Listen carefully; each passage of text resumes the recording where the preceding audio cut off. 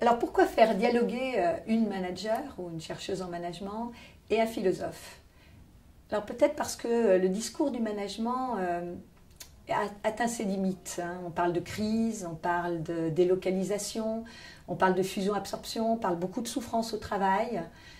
Moi j'aimerais que nos enfants ne nous interpellent pas trop en disant « mais où étiez-vous quand tout ça s'est passé ?» Et l'idée de réfléchir avec un philosophe, c'est l'idée de prendre du recul. C'est de ne pas être tout le temps la tête dans le guidon, comme le sont beaucoup de managers. Et c'est de se donner du temps pour réfléchir à des fondamentaux du management, mais qui sont en définitive souvent complètement impensés dans les organisations. Réussir sa vie. Pourquoi? Qu'est-ce que ça veut dire réussir? Qu'est-ce que ça veut dire réussir sa vie? Le courage en management. Quand est-ce qu'on est interpellé par le courage?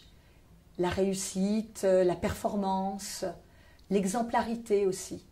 Et c'est ce qu'on a voulu faire avec ce philosophe. Dans un dialogue, ça veut dire qu'on confronte des pensées, mais c'est aussi, et c'est ce que nous avons voulu faire, c'est éviter la leçon de choses du philosophe sur le management et de se dire qu'on peut mettre aussi en œuvre ces réflexions pour un management plus respectueux des personnes dans les entreprises, un management plus bienveillant, reconnaissant les salariés, non pas simplement dans leur statut professionnel, mais aussi dans toute leur vie et leur essence de personne. C'est le pari qu'on a voulu faire avec ce dialogue.